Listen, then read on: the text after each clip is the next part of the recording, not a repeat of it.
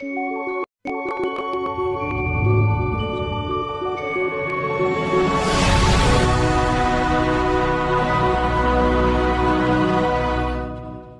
లేఖన భాగాన్ని మనం ధ్యానం చేసుకుందాం. ఈరోజు ప్రభు బల తీసుకుంటున్నాం. హెబెలు రాసిన పత్రిక 2వ అధ్యాయము 13వ వచనం నుంచి 18 వరకు మనం ధ్యానం చేసుకుందాం. ఇదిగో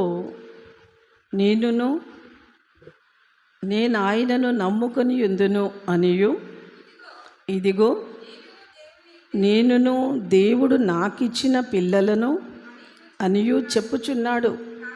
కాబట్టి ఆ పిల్లలు రక్తమాంసములు గలవారైనందున ఆ ప్రకారమే మరణం యొక్క బలము గలవానిని అనగా అపవాదిని మరణ ద్వారమును నశింపజేయుటకును జీవితకాలమంతయు మరణ భయము చేత దాస్యమునకు లోబడిన వారిని విడిపించుటకును ఆయన కూడా రక్త మాంసములలో పాలివాడాయను. ఏలయనగా ఆయన ఎంత మాత్రమును దేవదూతల స్వభావమును ధరించుకొనక అబ్రహాము సంతాన స్వభావమును ధరించుకొని ఉన్నాడు. కావున ప్రజల పాపమునకు పరిహారము కలుగుటకై దేవుని సంబంధమైన కార్యములలో కనికరమును నమ్మకమును గల ప్రధాన యాజకుడునగు నిమిత్తము అన్ని విషయములలో ఆయన తన సహోదరుల వంటి వాడు కావలసి వచ్చెను. తాను శోధింపబడి శ్రమ పొందెను గనక శోధింపబడిన వారికి సహాయము చేయగలవాడై ఉన్నాడు. చాలా అందరి కళ్ళు మూసుకునండి. కొద్దిసేపు ఏ టెన్షన్లు ఉన్నా ఏది ఉన్నా కొంచెం పక్కకు పెట్టాడు. మహాపరిశుద్ధుడైన మా ప్రియ పరలోకపు తండ్రి, సర్వశక్తిమంతుడా, సర్వాధికారి, పరిశుద్ధాత్మదేవ, నమ్మదగిన తండ్రి, నీకు వందనాలు. నీ కృపలో నాయనా గత 7 మాసాలు నీ రెక్కల కింద మా కుటుంబాలను భద్రపరుచుకొని 8వ నెల మొదటి పునరుత్థాన దినం సంఘముగాను కుటుంబాలుగాను కూడి కొద్ది సమయం మీతో గడుపుకునే భాగ్యం ఇచ్చావు. దేవానికి స్తోత్రం.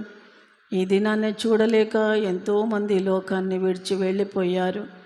ఎంతోమంది ఎలాంటి పరిస్థితుల్లో ఉన్నారో మాకు తెలియదు నాయన. కానీ నీవు గొప్ప దేవుడవు తండ్రి.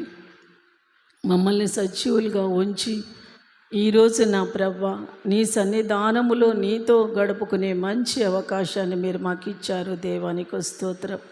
చదవబడిన లేఖన భాగం నీ పాదాలకు అప్పగిస్తున్నాను. నిలబడ్డ నాలో ఏ జ్ఞానము లేదు దేవా, కేవలం నీ పాత్రగా వట్టిదానిగా నేను నిలబడి ఉన్నాను.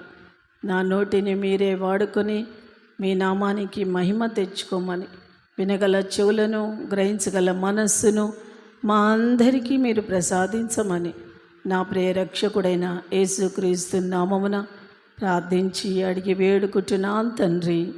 ఆమేన్. దేవుని పరిశుద్ధ నామానికి వందనాలు. ఈరోజు ఒక క్వశ్చన్ వేసి మీకు స్టార్ట్ చేద్దాం. ఈరోజు మనం అందరము కూడా ప్రభురాత్రి భోజనంలో పాలు పొందడానికి సిద్ధపడి వచ్చాము. అవునా? అందరము ప్రభురాత్రి భోజనం కోసమే వచ్చినామా? దేవుని పరిశుద్ధ నామానికి వందనాలు. ఇక్కడ పరిశుద్ధాత్మ దేవుడు మాట్లాడుతున్న మాటలు ఏంటంటే, ఇదిగో నేనును దేవుడు నాకిచ్చిన పిల్లలను అని చెప్పుచున్నాడు. ఎవరు దేవుడి పిల్లలు అంటే, మరి దేవుడిని అంగీకరించిన పిల్లలు. కాబట్టి ఆ పిల్లలు రక్తమాంసములు గలవారైనందున ఆ ప్రకారమే మరణం యొక్క బలము గలవానిని అనగా అపవాదిని మరణము ద్వారా నశింపజేయుటకు జీవితకాలమంతయు మరణ భయం చేత దాస్యమునకు లోబడిన వారిని విడిపించుటకు ఆయన కూడా రక్త మాంసములలో పాలివాడు ఆయన. చూడండి, ఇక్కడ రక్త మాంసములతో ఉన్న మనము పాపములో పడి నశించిపోతున్నప్పుడు మరణ భయం అనేది అపవాది ప్రతి ఒక్కరికి ఇచ్చాడు. మరణం అంటే అందరికీ భయమే. ఈ మరణ భయాన్ని విడిపించడానికి మరి యేసుక్రీస్తు ప్రభువు కూడా రక్త మాంసములు గలవాడిగా, అబ్రహాము కుమారుడిగా మరి ఈ లోకానికి రావాల్సి వచ్చింది. మనిషి శరీరంలోని రక్తమే పనిచేస్తుంది. మన పాపమును తొలగించడానికి మనిషి రక్తమే అవసరం. కాబట్టి అబ్రహాము వంశము నుండి మరి యేసుక్రీస్తు ప్రభువు మానవ రూపముగా తను కూడా రక్త మాంసములు కలిగిన శరీరం, మన శరీరం ఎలా ఉందో తన శరీరం కూడా అలాగే ఉంది. కానీ మనం పాపాత్ములము, పాపము చేత అపవిత్రత చేత మనం పుట్టిన వారం. కానీ ఆయన ఏ పాపము లేని వాడుగా పుట్టాడు. మరి ఆయన రక్తము మనకు పాపము నుండి విడుదల ఇస్తుంది. మనం అనుకోవచ్చు చాలాసార్లు నేను ఏ పాపం చెయ్యలేదు అని. కానీ నువ్వు ఏది చేసినా చెయ్యకున్నా మనము తల్లిదండ్రుల పాపము నుంచి మనం వస్తున్నాం గనక పాపాత్ములమే. మనలో ఎక్కడ కూడా పరిశుద్ధత అనేది ఉండదు. ఎందుకంటే మనలో పాపము తప్ప ఏది ఉండదు, అన్నీ ఉంటాయి. సర్వగుణాలు ఈ భూమి మీద ఎన్ని ఉన్నాయో అన్నీ ప్రతి మానవుడికి ఉంటాయి.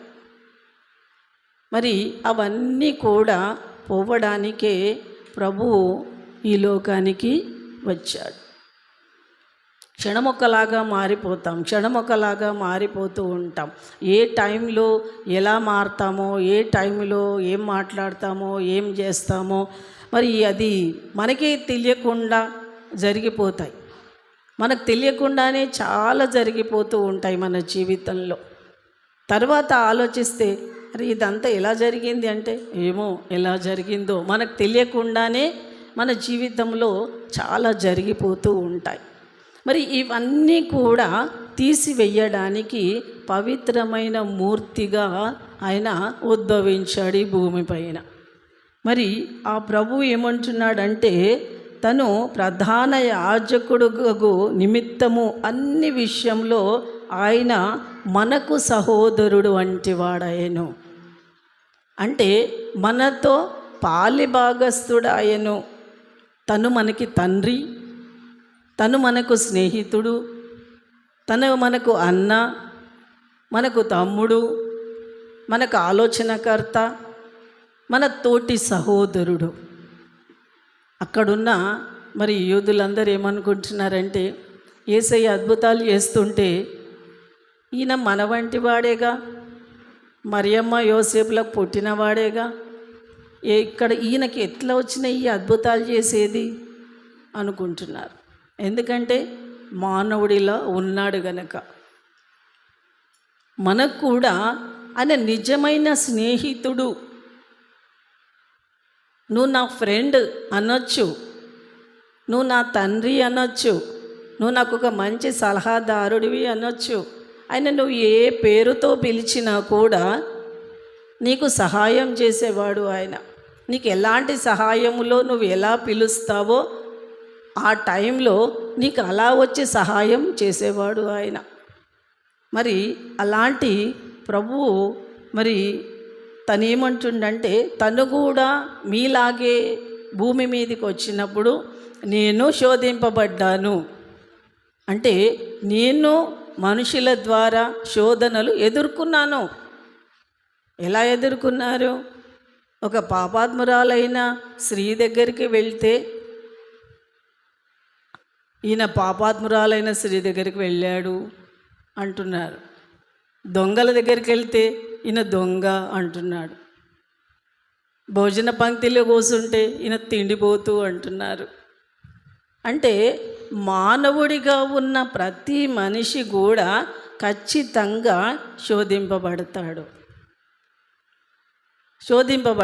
ఖచ్చితంగా శోధింపబడతాడు. ఎందుకంటే ప్రతి మానవుడు కూడా పాపములో పడిపోతాడు. అంటే పాపం అంటే ఏదో పెద్ద పెద్దయే అని కాదు, పెద్ద పెద్ద పాపాలు చేస్తేనే పాపాలు అని కాదు. మాటల్లో పడిపోతాం, క్రియల్లో పడిపోతాం, ఆలోచనలో పడిపోతాం, మరి ఏదో రకంగా చెడు వ్యసనాలకు వెళ్ళిపోయి పడిపోతాం, ఏదో ఒక రకంగా. కానీ ప్రభు ఇక్కడ ఏమంటున్నాడంటే తాను శోధింపబడినప్పుడు శ్రమ పొందాడు. మనకు శోధన వచ్చినప్పుడు శోధనలో పడిపోతే ఖచ్చితంగా మనం శ్రమలు అనుభవించవలసిందే. ఖచ్చితంగా శ్రమ అనేది వస్తుంది. కానీ శోధింపబడు వాడికి సహాయం చెయ్యగలవాడై ఉన్నాడు. హల్లెలూయా. ఎందుకంటే ఈయన రక్తంలో, ఈయన శరీరములో పాలు పొంది ఈయన ప్రతి ఒక్క వ్యక్తి శోధింపబడినా కూడా విడిపించుటకు యేసయ్య శక్తిమంతుడు. మానవులు విడిపించుకోలేరు. మానవులము ఏది కూడా మన నుంచి మనం ఏది తొలగించుకోలేము. కానీ ఆయన యందు నువ్వు విశ్వాసం ఉంచితే ఖచ్చితంగా ఆయన తీసివేస్తాడు. ఒక మాట చూద్దాం. కీర్తనలు 103వ అధ్యాయము 10వ వచనం నుంచి మనం చదువుకుందాం. మన పాపములను బట్టి మనకు ప్రతీకారం చెయ్యలేదు, మన దోషములను బట్టి మనకు ప్రతిఫలం ఇయ్యలేదు. భూమి కంటే ఆకాశము ఎంత ఉన్నతంగా ఉన్నదో ఆయన యందు భయభక్తులు గలవారి ఎడల ఆయన కృప అంత అధికముగా ఉన్నది. పడమటికి తూర్పు ఎంత దూరమో ఆయన మన అతిక్రమములకు మనకు అంత దూరపరిచి ఉన్నాడు. తండ్రి తన కుమారుని ఎడల జాలిపడినట్లు యెహోవా తన యందు భయభక్తులు గల వారి ఎడల జాలిపడును. మనము నిర్మింపబడిన రీతి ఆయనకు తెలిసేయున్నది. మనం మట్టివారమని ఆయన జ్ఞాపకము చేసుకుంటున్నాడు. చూడండి, మనం మట్టివారమని, వట్టివారమని, తప్పులు చేసేవారని, పాపాలు చేసేవారని ఆయనకి తెలుసు. కొత్తగా వెళ్ళి నేను చెప్పవలసిన అవసరం ఏమీ లేదు. మనం వెళ్ళి దేవుడి దగ్గర సాక్ష్యం చెప్పవలసిన అవసరం లేదు. నేను ఇలాంటి వాడిని, నేను అలాంటి వాడిని అని చెప్పవలసిన అవసరం ఏమీ లేదు. కానీ ప్రభు ఏమంటున్నాడంటే నీ పాపాలకు, నీ అతిక్రమాలకు నేను ప్రతిఫలం ఇయ్యలేదు. నిజంగా తప్పులు చేసేవాడికి ప్రతిఫలం ఇస్తే భూమి మీద ఒక్కడు ఉండడు. హల్లెలూయా. ఉంటారా? ఒక్కడు ఉండడు, అందరు చచ్చిపోతారు. కానీ ఇక్కడ ఏమంటున్నాడు? ప్రతీకారం ఏమీ చెయ్యలేదు ఆయన. మన దోషములను బట్టి మనకు ప్రతిఫలం ఏమి ఇయ్యలేదు. భూమి కంటే ఆకాశము ఎంత ఉన్నతంగా ఉన్నదో ఆయన యందు భయభక్తులు గల వారి ఎడల అంత కృప ఉంది. అంత కృప దేవుడు మన మీద చూపిస్తూ, దేవుని యందు భయభక్తులు గలవారి పాపములనంట తను పడమటికి తూర్పు ఎంత దూరమో ఆపోజిట్, ఇది తూర్పు, ఇది పడమర, అవి రెండు ఎప్పుడు కలువు, ఎప్పుడు కలిసిపోవు అవి రెండు. అలాగే నీ పాపములను కూడా అలాగే నేను ఎప్పుడు జ్ఞాపకం చేసుకోను. నేను ఎప్పుడు నీ పాపాలను జ్ఞాపకము చేసుకోను. ఎందుకంటే తండ్రి తన కుమారుని ఎడల జాలిపడినట్లు యెహోవా తన యందు భయభక్తులు గల వారి ఎడల జాలిపడుతున్నాడు. మనిషి పాపం చేస్తూ ఉన్నప్పుడు కూడా, బలహీనతల్లో ఉన్నప్పటికీ కూడా వాళ్ళల్లో దేవుడి భయం అంటూ ఉంటుంది. కానీ ఆ పాపము నుండి వాళ్ళు విడుదల పొందలేరు. వీళ్ళు విడుదల పొందాలని ఆశ పడుతూ ఉంటారు, కానీ విడుదల పొందలేరు. ఆ సంగతి ప్రభువుకి తెలుసు. ప్రభువు వారి ఎడల జాలి పడుతూ ఉన్నాడు. జాలి పడుతూ వాళ్ళు మట్టితో నిర్మించిన వాళ్ళు అని ఆయన జాలి పడుతూ ఉన్నాడు. మన మీద ఎందుకంత జాలి చూపిస్తున్నాడు? ఎందుకంత ప్రేమ చూపిస్తున్నాడు అంటే తన పిల్లలము గనక. మన పిల్లలు ఎన్ని పాపాలు చేసినా మనం ఏం చేస్తాం? అందరు చెప్తామా? నా కొడుకు తప్పు చేసిండు అని చెప్తారు ఎవరన్నా? నా బిడ్డ పాపం చేసింది అని చెప్తారు ఎవరన్నా? చెప్తారా? చెప్పరు. ఎలా నా బిడ్డలను మార్చుకోవాలి, ఎలా నా కుమారుని మార్చుకోవాలి అనే ఆలోచిస్తారు తప్ప నా పిల్లలు తప్పు చేశారు, నా పిల్లలు పాపం చేశారు అని చెప్పి ఎవ్వరు చెప్పుకోరు. మానవులమే చెప్పుకోవట్లేదు, మానవులమే చెప్పుకోం మనం.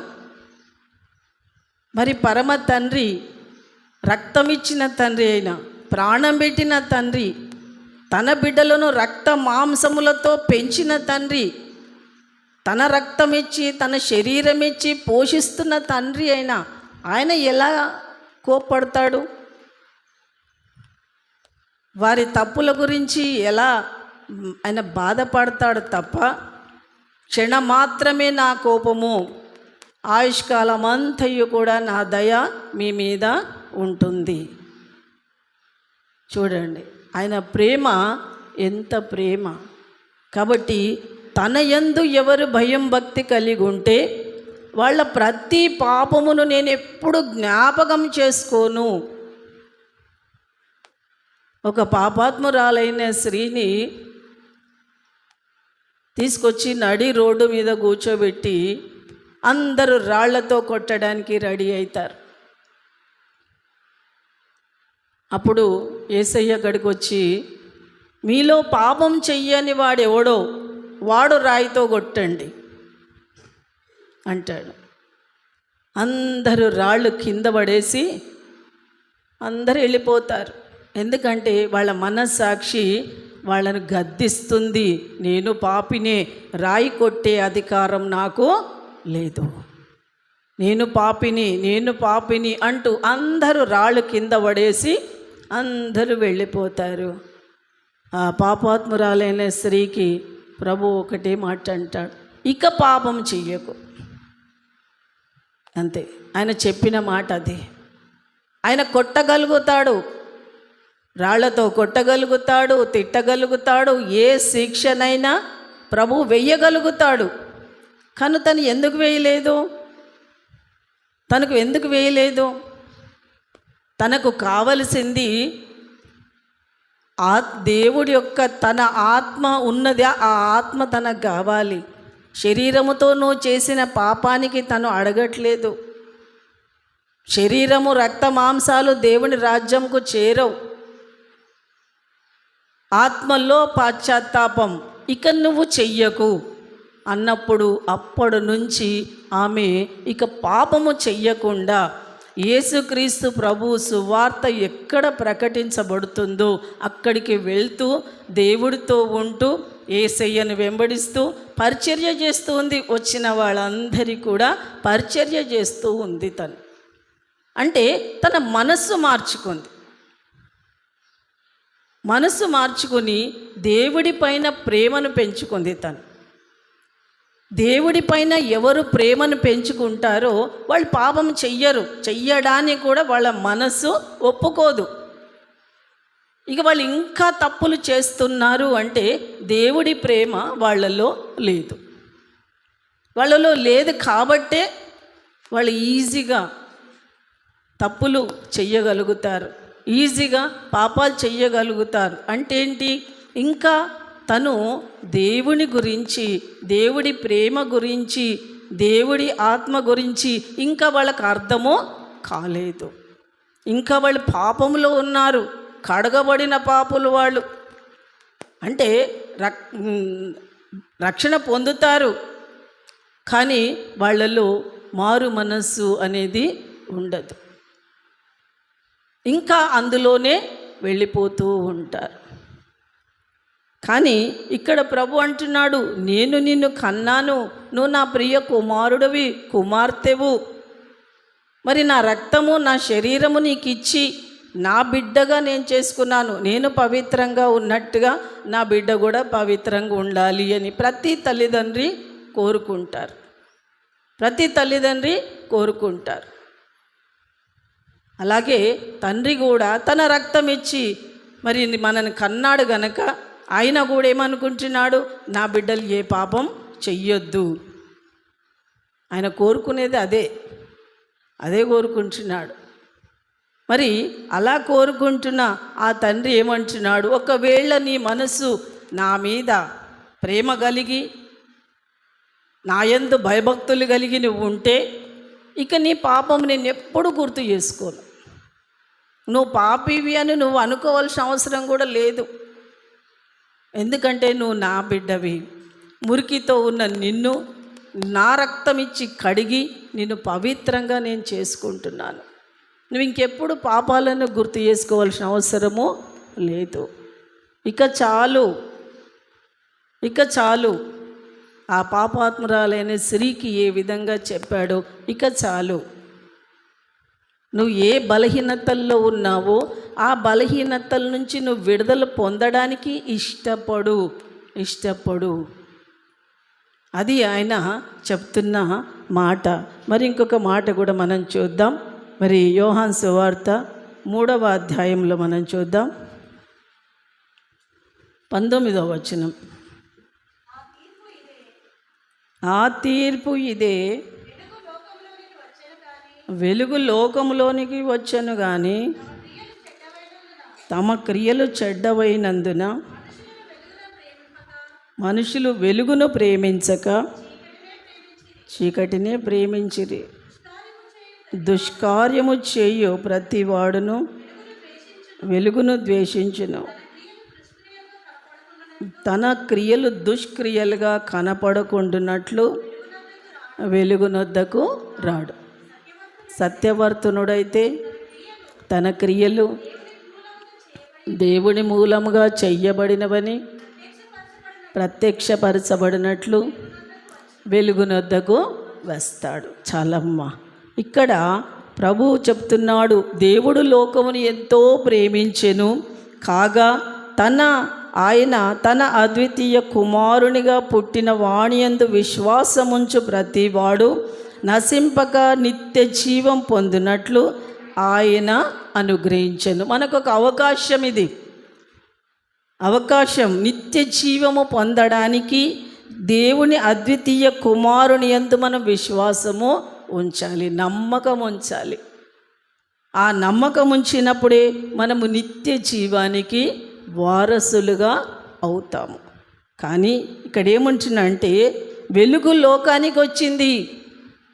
ఈ లోకంలోకి యేసయ్య వచ్చినప్పుడే ఈ లోకానికి, సర్వలోకానికి వెలుగు వచ్చింది. కానీ మరి అందరు తెలుసుకుంటున్నారా? యేసయ్య గురించి అందరు ఆలోచిస్తున్నారా? సర్వలోకం ఆలోచించట్లేదు. ఆ వెలుగు గురించి ఎవ్వరూ ఆలోచించట్లేదు. వెలుగుని ఎందుకు ద్వేషిస్తున్నారు అంటే వాళ్ళ క్రియలు చెడ్డవి గనక.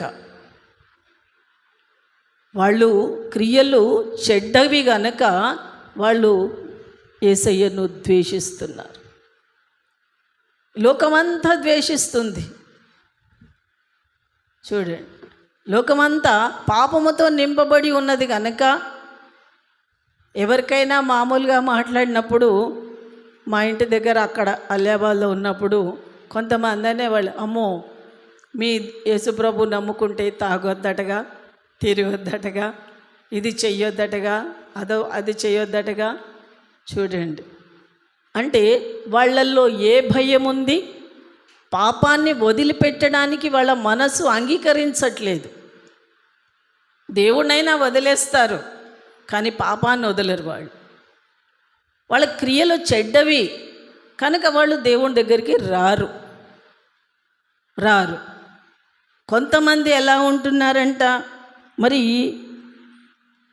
క్రియలు దుష్క్రియలుగా కనపడుకుంటున్నట్లు వెలుగునొద్దకు వాళ్ళు రారు. అయితే సత్యవంతుడు తమ క్రియలు దేవుడి మూలంగా చెయ్యబడి ఉన్నవని ప్రత్యక్షపరచబడినట్లు వెలుగునొద్దకు వేస్తాడు. తన క్రియలు తనకు తెలుసు, తను చేసే తప్పులు తెలుసు, దేవుని యొక్క శక్తి తెలుసు. కానీ దేవుడి సన్నిధికి వచ్చి తను ఏం చేస్తాడు? పశ్చాత్తాపడుతూ ఉంటాడు. తన తప్పులు దేవుడి సన్నిధిలో ఒప్పుకుంటూ ఉంటాడు. తనలో ఒక ముళ్ళు ఆయాస పెడుతూ ఉంటుంది. ఏదైనా తప్పు చేసినప్పుడు ఆ తప్పు మనని ఎంతగానో ఆయాస పెడుతూ ఉంటుంది. అది మనలో నుండి వెళ్ళిపోయేంత వరకు ఆయాస పెడుతూ ఉంటుంది. ఎవరికి? సత్యవంతులకి. దేవుడి మార్గంలో నడవాలి, దేవుడి ప్రేమను రుచి చూసిన వాళ్ళకి ఆ మనసులో ఉన్న పాపము ఆయాస పెడుతూ ఉంది. దావీదు బెత్షెబాతో పాపం చేశాడు. పాపం చేసినప్పుడు ఆ పాపము అనేది ఎంత భయంకరంగా ఉంది. అప్పటి వరకు గొర్రెల కాపరి అయిన దావీదును చక్రవర్తిగా చేసినాడు దేవుడు. 7 మార్లు దేవుడి సన్నిధిలో కూర్చొని ప్రార్థన చేసేవాడు. ఎంత దేవుని యందు భయభక్తులు కలిగిన వాడు. దేవుడే దావీదు గురించి సాక్ష్యం ఇచ్చాడు. ఈయన నా హృదయానుసారుడు. అంటే నా హృదయం ఎలా ఉందో దావీదు హృదయం కూడా అలా ఉంది అని చెప్పి సాక్ష్యం ఇచ్చాడు. మరి అలాంటి దావీదు పడిపోయినప్పుడు తన హృదయములో ఎంత వేదన, ఎంత వేదన. దాదాపు ఒక 1000 కీర్తనలు రాశాడంట ఆయన. 3000 కీర్తనల దాకా రాశాడంట.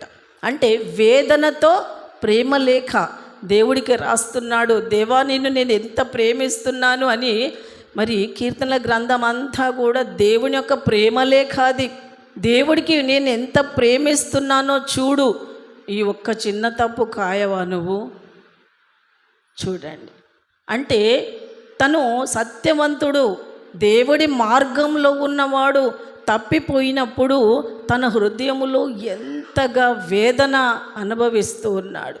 ఆ ముళ్ళు తీసేసే అంత వరకు ఎంత నరకమో అనుభవించాడు. ఎలా అనుభవించాడు మనం ఒక మాట చూద్దాం. 51వ కీర్తనలో మరి ఒక మాట చూద్దాం. 1 నుంచి 3 వచనాలు చూడండి. దేవా నీ కృప చొప్పున నన్ను కరుణించుము, నీ వాత్సల్య బాహుల్యము చొప్పున నా అతిక్రమములను తుడిచివేయుము. నా దోషం పోవునట్లు నన్ను బాగుగా కడుగుము. నా పాపం పోవునట్లు నన్ను పవిత్రపరచు. నా అతిక్రమ క్రియలన్నీ నాకు తెలుసు. నా పాపం ఎల్లప్పుడూ నా దగ్గరే ఉన్నది. కేవలము నీకే విరోధముగా నేను పాపము చేసి ఉన్నాను. నీ దృష్టి ఎదుట నేను చెడుతనము చేసి ఉన్నాను. చూడండి చాలమ్మ, దేవుడికి ఎలా మొరపెట్టుకుంటున్నాడు, ఎలా మొరపెట్టుకుంటున్నాడు. నీ వాత్సల్యంతో బాహుల్యముతో నా అతిక్రమాలన్నీ తుడిచివేయి. నా దోషాలన్నీ పోవునట్లు నన్ను బాగుగా కడుగు. నా పాపాలు పోవునట్లుగా నన్ను పవిత్రపరచు. మరి నా పాపం ఎప్పుడు నన్ను ఆయాస పెడుతుంది.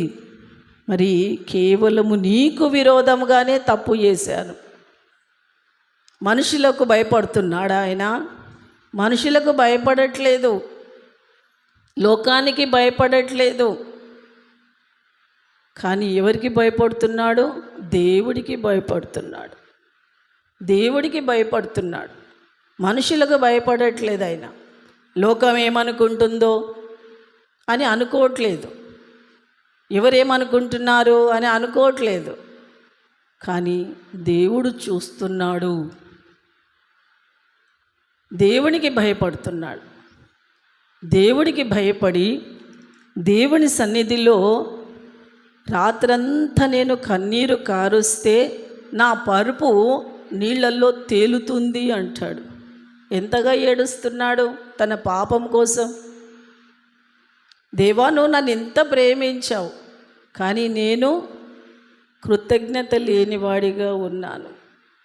పనికి మాలిన వాడిగా, గొర్రెల కాపరిగా, గుర్తింపు లేని పరిస్థితిలో నేనున్నాను.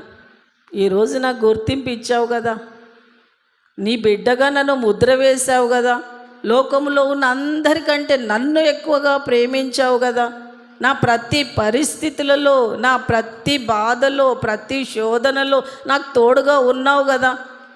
మరి ఇలాంటి నిన్ను నేను ఎలా బాధ పెట్టాను, ఇలాంటి నిన్ను నేను ఎలా ఆయాస పెట్టాను. చూడండి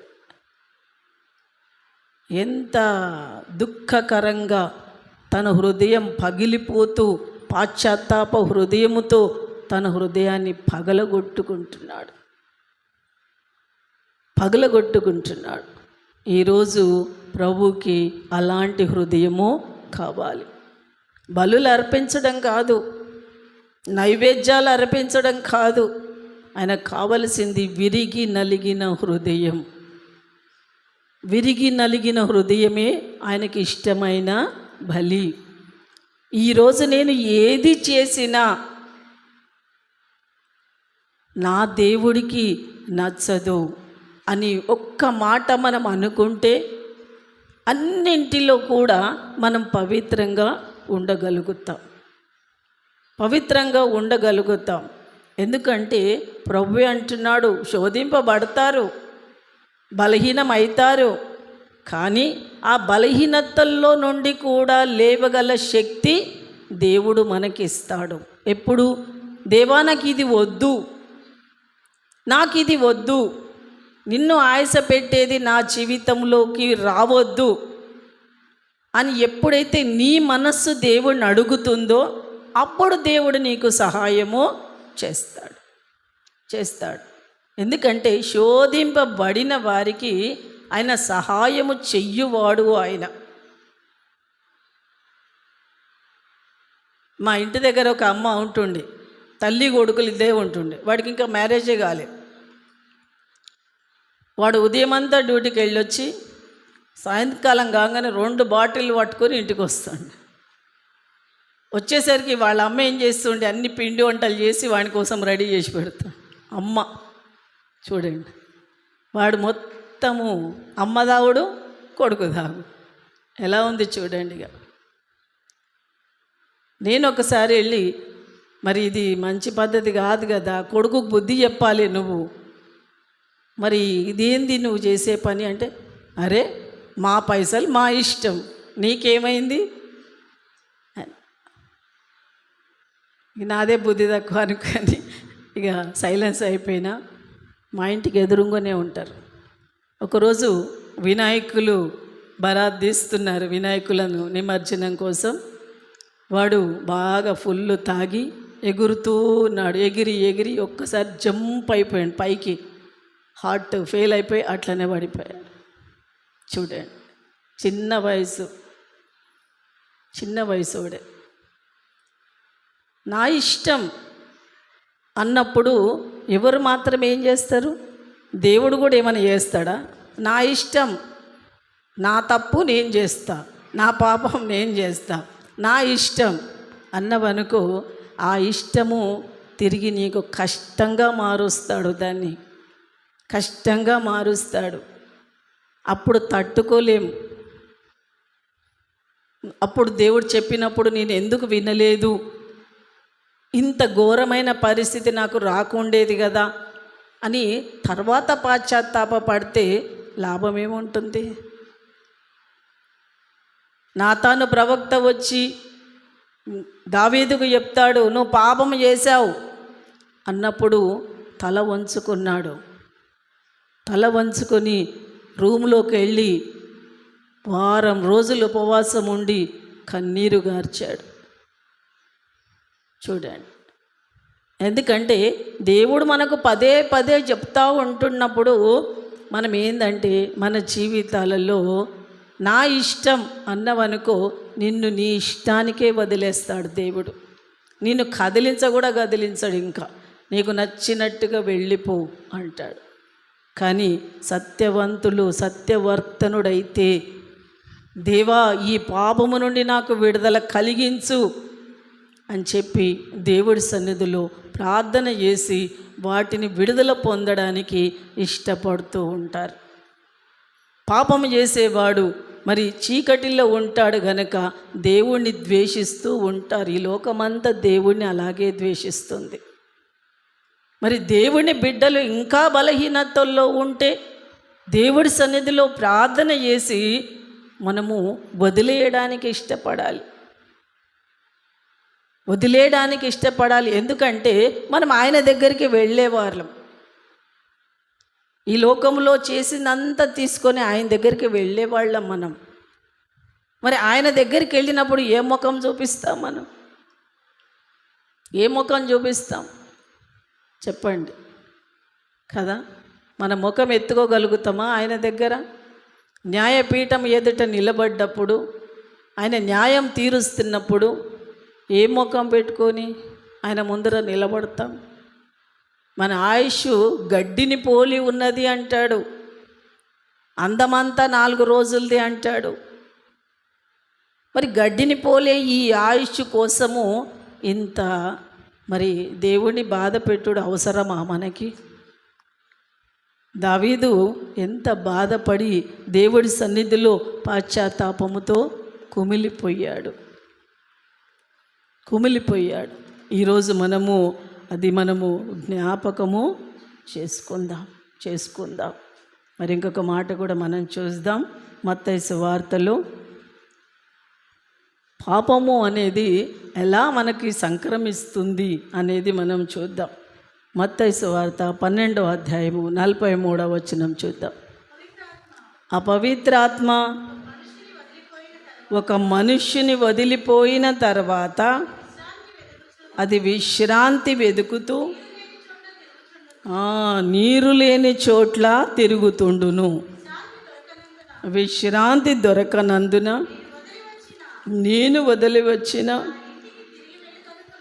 నా ఇంటికి తిరిగి వెళ్ళుదునని అనుకొని వచ్చి ఆ ఇంట ఎవరునూ లేక అది ఊడ్చి అమర్చి ఉండుట చూచి వెళ్ళి తనకంటే చెడ్డవైన మరి 7 దయ్యములను వెంటబెట్టుకొని వచ్చును. అవి దానిలో ప్రవేశించి అక్కడనే కాపురముండును. అందుచేత ఆ మనుష్యుని కడపటి స్థితి మొదటి స్థితి కంటే చెడ్డదగును. అలాగే ఈ దుష్టతరము వారికి సంభవించును. చూడండి, మనము రక్షణ పొందినప్పుడు, బ్యాప్టిజం తీసుకున్నప్పుడు మన పాత జీవితం అంతా కూడా వెళ్ళిపోతుంది. పరిశుద్ధాత్మ దేవుడు మనలో నివసిస్తూ ఉంటాడు. మరి కొద్ది రోజులైన తర్వాత వెళ్ళిపోయిన ఆ దురాత్మ ఏం చేస్తుందంటే, ఒక్కసారి వెళ్ళి నేను వదిలి వచ్చిన కదా ఆ ఇల్లును చూసొస్తా అని వస్తుంది. వచ్చినప్పుడు ఆ ఇంటిలో ప్రార్థన లేదు. ఇల్లు అంటే హృదయం. ఆ ఇంట్లో వాక్యం లేదు, ప్రార్థన లేదు, సహవాసం లేదు, దేవుని కోసం తపన లేదు, దేవుని యొక్క ఆత్మ లేదు, దేవుని ప్రేమ లేదు. రక్షణ పొందాము అంటే రక్షణ పొందాము అంతవరకే. నీళ్ళలో ముంచారు, తీశారు, అంతవరకే. ఏ మార్పు లేని ఆ జీవితాన్ని ఆ దురాత్మ వచ్చి చూసి బయట ఇంకా తిరుగుతూ ఉంటాయి కొన్ని. ఆ దురాత్మలను కూడా తీసుకొచ్చి నా ఇల్లు ఖాళీగా ఉంది రా అని తీసుకొచ్చి మన హృదయంలో కూర్చోబెడుతుంది. రక్షణ పొందకముందు నువ్వు కొద్ది తప్పులే చేస్తావు, కానీ రక్షణ పొందినాక ఇంకెక్కువ తప్పులు చేస్తావు. కొత్త స్నేహం, కొత్త అలవాట్లు, కొత్త పరిస్థితులు అన్నీ కొత్తగా వచ్చేస్తాయి. ఎందుకంటే ఇది మొదటి స్థితి. ప్రతి మనిషిని ఇప్పుడు జరుగుతున్న ఈ తరం యొక్క దుష్ట పరిస్థితి అలాగే ఉంది అంటున్నాడు ప్రభు. ఈ తరం, ఈ కృపాయుగములో ఈ తరం అలాగే ఉంది. రక్షణ పొందారు, కానీ వాళ్ళ జీవితాలు ఎక్కడ మార్పు అనేది లేదు. ఏ విషయంలోనైనా మార్చుకుంటా అని ఆ మాటనే వాళ్ళలోకి రావట్లేదు. నేను ఎలా ఉన్నానో అలాగే ఉంటా. ఒక మొండితనము, ఒక మంకుతనము, నాకు నచ్చినట్లే నేను ఉంటాను అని ఒక వైఖరి, హృదయాన్ని కఠినపరుచుకుంటారు కొంతమంది. అయితే హృదయాన్ని కఠినపరుచుకొని ఏదైతే అదైతుందిలే చూద్దాం చివరి వరకు అనుకొని మొండిగా ప్రవర్తిస్తూ ఉంటారు. చాలామంది మొండిగా ప్రవర్తిస్తూ ఉంటారు. కాబట్టి ఈ దుష్టతరము అలాగే ఉంది. దేవుడి మాటకు లోబడని ఈ తరము దుష్టతరము. ఏదైనా మార్చుకుంటా, అన్నీ మారుస్తాం. ఇంట్లో పాత వస్తువులు మార్చుకుంటాం, పాత బట్టలు మార్చుకుంటాం, పాత సోఫాలు మార్చుకుంటాం. మన ఇంట్లో ఏదైనా పనికిరాని వస్తువు ఉంటే తీసి పారేస్తాం. కానీ హృదయంలో పనికిరానిది తీసేయడానికి మనకిష్టము ఉండదు. అంటే దేవుడి యందు పరిపూర్ణమైన విశ్వాసం, దేవుని శక్తి యందు పరిపూర్ణమైన నమ్మకం లేకనే మన పరిస్థితులు అలా ఉంటాయి. దేవుని యందును పరిపూర్ణమైన ఆత్మ కలిగి ఉంటే నీవు పాపం చేయడానికి నీ శరీరం కానీ నీ మనస్సు కానీ ఒప్పుకోదు. జరిగిపోయింది జరిగిపోని, పాతది వెళ్ళిపోని, ఇక ముందు పాపము చెయ్యకు అని ఆ పాపాత్మురాలైన స్త్రీకి చెప్పినప్పుడు దేవుడి మాటకు లోబడింది. అక్కడున్న శిష్యులు ఏమంటారు? ఆమె చాలా పాపములు చేసిన వ్యక్తి ఆమె అంటే ప్రభు అంటాడు, అధికంగా తను నన్ను ప్రేమించింది గనక అధికమైన పాపములు క్షమించబడ్డవి. హల్లెలూయా. చూడండి, అధికమైన పాపములు, ఎంత ఘోర పాపి అయినా యేసు చేర్చుకొనును. అధికమైన పాపములు క్షమించబడ్డవి. ఎప్పుడు? యేసును ప్రేమించినప్పుడు, ఆయన యందు భయభక్తులు కలిగి ఉన్నప్పుడు, ఆయన శక్తి యందు నమ్మకం కలిగి ఉన్నప్పుడు, ఆయన శక్తి యందు విశ్వాసం ఉంచినప్పుడు ఆమె పాపములు క్షమించబడి ఉన్నవి.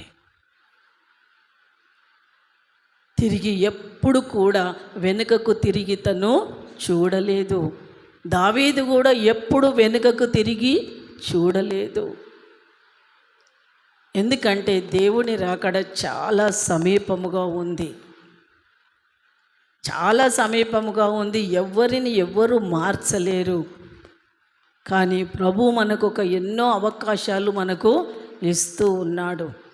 ఈ అవకాశాలను మనం సద్వినియోగం చేసుకోవాలి, కానీ దుర్వినియోగము చేసుకోకూడదు. చివరిగా ఒక మాట మనం చూద్దాం. 1 కొరింథీ రాసిన పత్రికలో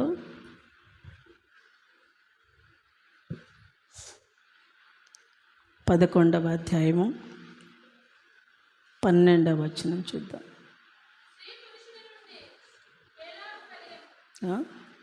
1 కొరింథీ రాసిన పత్రిక 11వ అధ్యాయము 12వ వచనం.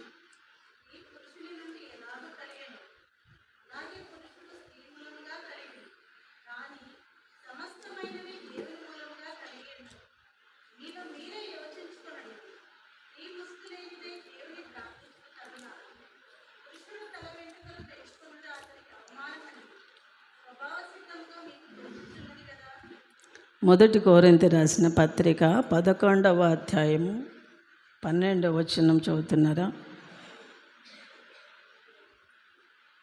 29 చదవండి. 29వ వచనం. ప్రభు శరీరమని వివేచింపక తిని త్రాగువాడు తనకు శిక్షా విధి కలుగుటకే తిని తాగుతున్నాడు. చాలమ్మా. ఇక్కడ ఏమంటున్నాడు? ప్రభువు శరీరమని వివేచింపక అంటే అనాలోచితంగా ఆ శరీరముకు మనం విలువ ఇస్తలేము, ఆ రక్తానికి విలువ ఇస్తలేము, ఆయన దేవుడి ఆత్మతో మన దగ్గరికి వచ్చాడు అన్న గుర్తింపు లేదు. మనం బలహీనములుగా ఉంటూ ఆ శరీరములో రక్తంలో పాలు పొందుతున్నాం. మనం బలహీనంగా ఉంటూనే అనాలోచితంగా, అంటే అర్థం లేని పరిస్థితి, మనకే అర్థం కాదు. ఆయన శక్తిని నువ్వు తెలుసుకోవట్లేదు, ఆయన ఆత్మను తెలుసుకోవట్లేదు. మరి ఇక్కడ నువ్వు తిని తాగుతుంటే అనేకులు ఏమవుతున్నారంట? శిక్షకు మనం రోజంత బల్లలో పాల్గొని శిక్ష తెచ్చుకుంటున్నాం. అనేకులు బలహీనులైపోతున్నారు. మరి యేసుక్రీస్తు ప్రభు యొక్క రక్తములోను శరీరములోను కడగబడిన వాడు బలవంతుడు కావాలి. ఆయనలాగా అన్నిటినీ ఎదిరించే శక్తి మనకు కావాలి. మరి ఆయనలాగా మనం ఎట్లాంటి పరిస్థితులు వచ్చినా సరే దానిని ఎదుర్కోవడానికి దేవుడి జ్ఞానం కావాలి. మరి ఇవన్నీ ఆయనతో మనకు రావాలి. ఎందుకు రావట్లేదు? బలహీనులం ఎందుకు అవుతున్నాం అంటే మనలో పాపం ఉంది గనక, ఇంకా మనలో బలహీనతలు ఉన్నాయి గనక మనము తినేదానికి మనం ఆయన శరీరమును రక్తమును మన గూర్చి ఆలోచించము. ఆయన రక్తం గూర్చి ఆయన శరీరం గురించి నువ్వు ఆలోచిస్తే ఆ శరీరములో నువ్వు చెయ్యి పెడుతున్నప్పుడు ఖచ్చితంగా నీ పాపము నీ గుర్తుకు రావాలి. ఇందులో ఇది పవిత్రమైనది, నేను చెయ్యి పెట్టే అర్హత నాకుందా అని గుర్తుకు రావాలి. లేదా ఇక నేను చెయ్యను అని అయినా తీసుకున్నప్పుడు దేవుడు నిన్ను ఆశీర్వదిస్తాడు, అభివృద్ధి చేస్తాడు, నూతన శక్తితో నింపుతాడు. నూతన కార్యాలు నీ కుటుంబంలో నీ జీవితంలో ఒక అద్భుతాలు చూస్తావు. ఒక సంతోషం, తెలియని సంతోషం నీ హృదయంలో, సమాధానం ఉంటుంది. ఎలాంటి పరిస్థితులున్నా నీ హృదయం ఎల్లప్పుడూ ఉప్పొంగుతూ ఆనందంతో ఉంటుంది. నువ్వు దేనికి భయపడవు. విశ్వసించువాడు కలవరపడడు అంటాడు. దేవుడి యందు విశ్వాసం ఉంచిన వాడు కలవరపడనే పడడు. ఇంకా వాళ్ళ కలవరపాటు ఉండదు. ఎందుకు? యేసుక్రీస్తు ప్రభు నాలో ఉన్నవాడు లోకములో ఉన్నవాని కంటే గొప్పవాడు. ఈరోజు నాలో ఉన్నాడు. ఆయన రక్తము ఆయన శరీరం నాలో ఉన్నది గనక, ఆ గొప్పవాడు నాలో ఉన్నాడు గనక నేను భయపడను. ఎలాంటి పరిస్థితి వచ్చినా సరే నేను భయపడను. మరి ఎంతోమంది భక్తులు, ఎంతోమంది ప్రవక్తలు, అపోస్తులు ఎలా ముందుకు వెళ్ళిపోయారు? వాళ్ళని చంపడానికి వస్తే కూడా శరీరం అప్పగించారు. జైల్లో వేస్తే సంతోషంగా పాటలు పాడుతున్నారు. అగ్నిలో వేసినా హ్యాపీగానే ఉన్నారు. కొరడాలతో కొడుతున్నా హ్యాపీగానే ఉన్నారు. ఎలా ఉండగలిగారు వాళ్ళు? చిన్న సమస్య వస్తే అదురుకుంటాం, మనం చిన్న బాధ వస్తే అదురుకుంటాం, పారిపోతాం. ఎందుకంటే నాలో ఉన్నవాడు లోకంలో ఉన్నవాడి కంటే గొప్పవాడు అని ఎవరైతే నిజముగా అనుకుంటారో వాళ్ళు ధైర్యంగా ఉంటారు. పరిస్థితులకు జడియరు, పరిస్థితులకు భయపడరు. ఎందుకు? వాళ్ళ పాపాన్ని జయించిన వాళ్ళు, పాపం బంధకాల నుంచి విడుదల పొందిన వాళ్ళు ఇక ముందు పాపం చెయ్యను అని దేవుని సన్నిధిలో ఒప్పుకొని విడిచిపెట్టిన వాళ్ళు. కాబట్టి వాళ్ళు ధైర్యంగానే ఉంటారు, దేవుడి సన్నిధిలో ధైర్యంగానే ఉంటారు. ఈరోజు ఆ ధైర్యం మనకుందా? దేవుడి సన్నిధిలో నిలబడే ధైర్యం మనకుందా? ప్రభురాత్రి భోజనం ముందు కూర్చున్నప్పుడు, చెయ్యి వేస్తున్నప్పుడు నీ మనస్సు ఏం చెప్తుంది? నీకు ఏం చెప్తుంది? ఏం చెప్పకుండా గుడ్డిగా తాగేసావనుకో, గుడ్డిగా తినేసావనుకో, బలహీనులైపోతారు. అనేకులు చచ్చిపోతారు. అంటే ఏంటి? ఆత్మలో చచ్చిపోతారు. వాళ్ళు శరీరంగా ఉంటారు, ఆత్మలో చచ్చిపోతారు. అంటే దేవుని దగ్గర నీకు ఏ గుర్తింపు ఉండదు. ప్రభువా ప్రభువా అని పిలిచిన వాడు పరలోక రాజ్యము చేరడు. ఇక్కడ నువ్వు ఎంత మోతుకున్నా అక్కడ వరకు వినిపించదు. కాబట్టి మనము పరీక్షించుకుందాం. ఇది ఆత్మకు సంబంధించిన విషయం. ఆత్మానుసారులే ఈ మాటలు గ్రహిస్తారు, శరీరానుసారులు ఈ మాటలు గ్రహించరు. ఎవరి ఆత్మ మండుతుంటుందో వాళ్ళే గ్రహిస్తారు. మంట రావాలి, నీ కడుపులో మంట రావాలి. నీ కడుపులో మంట వచ్చినప్పుడే ఆ శక్తి అనేది నీకు అర్థమవుతుంది. నీ కడుపులో మంట రానంత వరకు నీకు ఏది అర్థమో కాదు. చివరిగా ఒక్క మాట చూసుకుందాం. మరి హెబెలు రాసిన పత్రికలోనే 3వ అధ్యాయంలో 12వ వచనంలో, సహోదరులారా, జీవము గల దేవుని విడిచిపోవునట్టి విశ్వాసము లేని దుష్ట హృదయము నీలో ఎవని అందైనను ఒకవేళ ఉండునేమో అని జాగ్రత్తగా చూసుకోండి అంటున్నాడు. సహోదరులారా, జీవము గల దేవుని విడిచిపెట్టినటువంటి మనస్సు, విశ్వాసం లేని దుష్ట హృదయం ఒకవేళ నీలో ఉన్నదేమో పరీక్షించుకో. దేవుని విడిచిపెట్టిన మనస్సు, పాపమును ప్రేమించినప్పుడు దేవుని విడిచేస్తాం. ఏదో ఒకటే ఉంటుంది మన లోపల, రెండు ఉండవు. కాబట్టి ఇక్కడ ఏమంటున్నాడు? ఉండునేమో, ఆ దుష్ట హృదయం ఒకవేళ మనలో ఉన్నదేమో, మనము పరీక్షించుకోమంటున్నాడు. కింద కూడా 16వ వచనంలో చూడండి ఒక మాట, విని కోపం పుట్టించు వాడెవడు?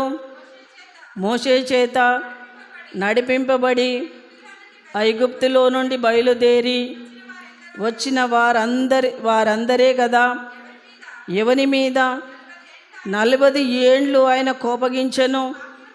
పాపము చేసిన వారి మీదనే కదా. వారి శవములు అరణ్యములో రాలిపోయెను. తమ విశ్రాంతిలో ప్రవేశింపరని ఎవనిని గూర్చి ప్రమాణము చేసెను? అవిధేయులైన వారిని గూర్చియే గదా. కాగా అవిశ్వాసము చేతనే వారు దేవుని రాజ్యంలో ప్రవేశింపకపోయిరని గ్రహించాలి. మనము అవిశ్వాసము, అపనమ్మకము చేతనే దేవుని రాజ్యంలో ప్రవేశించలేదు. ఈరోజు మనము పరీక్షించుకునే సమయం ఇది. ఆయన రక్తమును గూర్చి, ఆయన శరీరమును గూర్చి వివేచింపక త్రాగువాడు శాపగ్రస్తుడు. మనం ఆలోచించి రక్తంలో, శరీరంలో పాలు పొందాలి. ఆయన రక్త మాంసములతో వచ్చి తన బిడ్డలుగా మనందరినీ తీసుకున్నాడు. మనం అనుకుంటాం, నాకు రోగం వచ్చాను, బాధలు వచ్చాను, శోధన వచ్చాను, బిడ్డల పెళ్ళిళ్ళు కాలేదని వచ్చాను అని మనం అనుకుంటాం. మనం సాక్ష్యం చెప్పమంటే అలాగే చెప్తాం. ఎలా వచ్చావు నువ్వు అంటే ఏదో ఒకటి స్టోరీ చెప్పి వస్తాం. కానీ తల్లి గర్భములో పిండముగా ఉన్నప్పుడే నా కన్నులు నిన్ను చూసినాయి అంటాడు. ఎప్పుడు చూశాడట? తల్లి గర్భములో ఉన్నప్పుడే దేవుడు మనను చూశాడు గనక ఎలాంటి పరిస్థితులలో అయినా తన బిడ్డలను తన దగ్గరికి తీసుకున్నాడు. ఇంకా లోకములో ఎంతోమంది ఉన్నారు, అయిపోలేదు. వాళ్ళందరూ కూడా వస్తారు. అందరూ వస్తారు. తమ దుర్గములు, తమ విగ్రహములు విడిచిపెట్టి గడగడ వణుకుచు నా సన్నిధికి వస్తారు. నేను ఆకర్షించుకుంటేనే జనులు నా సన్నిధికి వస్తారు. ఖచ్చితంగా వస్తారు. మనం వచ్చినట్టు వాళ్ళు కూడా వస్తారు. ఆయన ఏర్పాటు చేసుకున్న ప్రతి జనము దేవుడి సన్నిధికి వస్తారు. వచ్చిన మనము ఆయన బిడ్డలుగా, ఆయన సాక్షులుగా ఈ లోకంలో మనం బ్రతకాలని, పవిత్రంగా బ్రతకడానికి మనం ఇష్టపడాలని, మనందరం ఎవ్వరికి వాళ్ళే వారి జీవితాన్ని చక్కబెట్టుకుంటే చాలు. ఇక్కడ 40 సంవత్సరాలు దేవుడు అరణ్యములో మరి నడిపించాడు ఇశ్రాయేలు జనాంగాన్ని. ఎన్నో అద్భుతాలు చూశారు వాళ్ళు, కానీ దేవుడి మీద నమ్మకం ఉంచలేదు వాళ్ళు. కాబట్టి అరణ్యములోనే చచ్చిపోయారు అందరూ కూడా. వాళ్ళు కనీసం పరలోక రాజ్యంలో ప్రవేశించే అర్హత కూడా వాళ్ళకి లేదు అంటున్నాడు. ఎందుకంటే వాళ్ళలో అవిశ్వాసం ఉంది, అపనమ్మకం ఉంది, కాబట్టి వాళ్ళు ప్రవేశించలేదు. కాబట్టి విశ్వాస యాత్ర ఇది. ఈ విశ్వాస యాత్రలో నీ విశ్వాసం మరణం వరకు నమ్మకంగా ఉంచుకోవాలి. నువ్వు దేని మీద నమ్మకం, మనుషుల మీద కాదు, రాజుల మీద మరియు ప్రభుత్వాల మీద, దేని మీద కాదు మనము విశ్వాసం ఉంచేది, మనుషుల మీద కాదు. జీవము గల దేవుడు ఆయన మరణించి తిరిగి లేచాడు. తిరిగి లేచి మన ప్రతి ఒక్క మనిషి చుట్టూ తన కంచె వేశాడు. ఒక దేవదూత మనతో ఉంటున్నారు. ఖచ్చితంగా తను ప్రేమించిన ప్రతి బిడ్డ దగ్గర ఒక దేవదూత ఉంటాడు. ఆ దేవదూత దేవుడికి సాక్ష్యం చెప్తుంది. మలాకీలో చదువుకోండి, ఇంటికి వెళ్ళినాక చూస్తుంది 3వ అధ్యాయంలో. ఎందుకంటే ఒక దేవదూత మనతో ఉంటాడు. ఆ దేవదూత మన గురించి సాక్ష్యం చెప్తుంది దేవుడి దగ్గర. నీ నీడ, చనిపోయిన మనిషి గట్ట నీడ ఉండదంట చెప్తారు కొంతమంది. చనిపోయిన మనిషిని ఎత్తుకొని వెళ్తుంటే కూడా కింద నీడ కనపడదంట. చెప్పంగా విన్నా. ఆ నీడనే మనకు ఈరోజు సాక్షి కనిపించని దేవుడి ఆత్మ మనతో ఆవరించి ఉంది. నీవు కష్టం వచ్చినా, బాధ వచ్చినా, యాక్సిడెంట్ అయినా, ఎక్కడైనా సడన్గా నిన్ను కాపాడేస్తూ ఉంటున్నాడు. ఆయన సడన్గా నిన్ను అన్ని విషయాల్లో తోడుగా ఉంటున్నాడు. ఆ ఆత్మ మన మీద సాక్ష్యం ఇస్తుంది. కాబట్టి ఇంత గొప్ప ప్రేమమూర్తిని మనం వదులుకుంటే ఏమీ దౌర్భాగ్యమైన బ్రతుకులు బ్రతకవలసి వస్తుంది. కాబట్టి దేవుడి సన్నిధిలో ఇప్పటికైనా మనం పశ్చాత్తాప హృదయముతో మనం ప్రార్థన చేసుకుందాం. దేవుడు ఏమీ అనడు. ఆనాడు ఆదాము అవ్వ